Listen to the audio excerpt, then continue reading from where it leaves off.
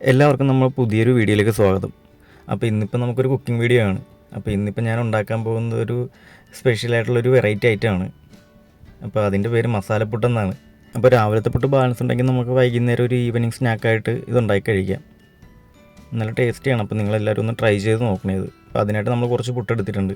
ഏകദേശം ഒരു കുറ്റി പുട്ടോളം ഉണ്ട്. അപ്പോൾ അതിലേക്ക് നമ്മൾ ഒരു സവാള, ഒരു തക്കാളി, കുറച്ച് പച്ചമുളക്, കുറച്ച് വെളുത്തുള്ളി, ഇഞ്ചി, പിന്നെ കുറച്ച് കറിവേപ്പില, ഇത്രയും സാധനം എടുത്തിട്ടുണ്ട്. മസാല തയ്യാറാക്കാൻ വേണ്ടി കുറച്ച് മുളക് പൊടി, ലേശം മഞ്ഞൾപ്പൊടി, കുറച്ച് ഗരം മസാല, ഇത്ര സാധനം കൂടെ എടുത്തിട്ടുണ്ട്. ഇനി നമ്മളിതേ ഒരു ചട്ടി എടുത്ത് അടുപ്പത്ത് വെച്ചിട്ട് തീ കത്തിച്ചിട്ടുണ്ട്. അപ്പോൾ ചട്ടി നല്ലോണം ചൂടാകുമ്പോഴേക്കും അതിലേക്ക് നമ്മൾ കുറച്ച് എണ്ണ ഒഴിച്ചു കൊടുത്തിട്ടുണ്ട്. എണ്ണ ഇപ്പോൾ നല്ലോണം ചൂടായിട്ടുണ്ട്. അപ്പോൾ അതിലേക്ക് നമുക്ക് കുറച്ച് കടുകും കുറച്ച് ജീരകം ഇട്ട് കൊടുക്കുക.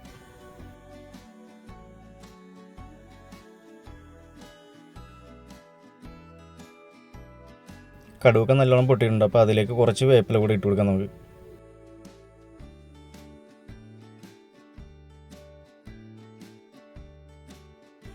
ഇനിയിപ്പോൾ നമ്മൾ എടുത്തു വെച്ചിരിക്കുന്ന സവാള, തക്കാളി, പച്ചമുളക്, ഇഞ്ചി, വെളുത്തുള്ളി, ഇത്രയും സാധനം കൂടെ ഇതിലേക്ക് ഇട്ട് കൊടുത്തിട്ട് നമുക്ക് നല്ലോണം വഴറ്റിയെടുക്കണം.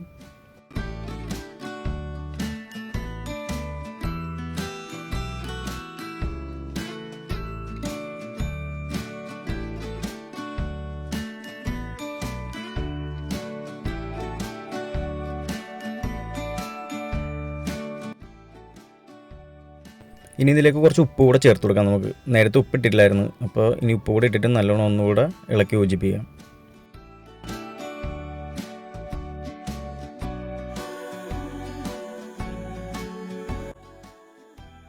സവാളയ്ക്ക് നല്ലോണം വഴണ്ട് വന്നിട്ടുണ്ട്. അപ്പോൾ ഇനി നമ്മൾ എടുത്തു വെച്ചിരിക്കുന്ന മുളക് പൊടിയും ഗരം മസാലയും മഞ്ഞൾപ്പൊടിയും ഇതിലേക്ക് ചേർത്ത് കൊടുത്തിട്ട് ഒന്നുകൂടെ നല്ലോണം ഒന്ന് വഴറ്റിയെടുക്കാം.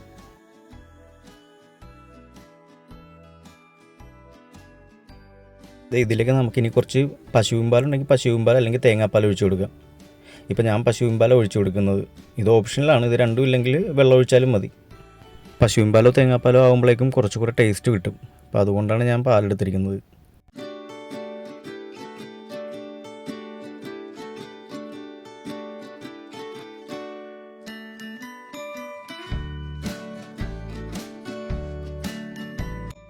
ഇത് മസാല നല്ലോണം തിളച്ച് വരുന്നുണ്ട്. അപ്പോൾ ഇനിയിപ്പോൾ ഇതിലേക്ക് നമ്മൾ എടുത്തു വെച്ചിരിക്കുന്ന പുട്ട് ഇട്ട് കൊടുക്കുക. ഇത് പുട്ട് നമ്മളിപ്പോൾ ഇതിലേക്ക് ഇട്ട് കൊടുത്തിട്ടുണ്ട്. അപ്പോൾ ഇനിയിപ്പോൾ അത് നല്ലോണം ഇളക്കി യോജിപ്പിക്കണം.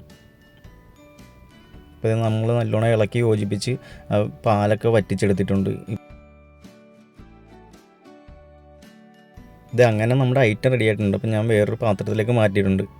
ഇനിയിപ്പോൾ നമുക്കിതൊന്ന് കഴിച്ച് നോക്കണം. അപ്പോൾ ഇത് കഴിക്കാൻ വേണ്ടി വേറെ കറികളുടെ ഒന്നും ആവശ്യമില്ല. ഇങ്ങനെ തന്നെ നമുക്ക് കഴിക്കാം. അപ്പോൾ വീഡിയോ ഇഷ്ടപ്പെട്ട് കഴിഞ്ഞാൽ എല്ലാവരും ഒന്ന് സബ്സ്ക്രൈബ് ചെയ്യണം, ലൈക്ക് ചെയ്യണം, കമൻറ്റ് ചെയ്യണം. പിന്നെ നിങ്ങളെല്ലാവരും ഇത് ഉണ്ടാക്കി നോക്കിയിട്ട് എങ്ങനെയുണ്ടെന്ന് കമൻറ്റ് ചെയ്യുകയും ചെയ്യണം. Thank you.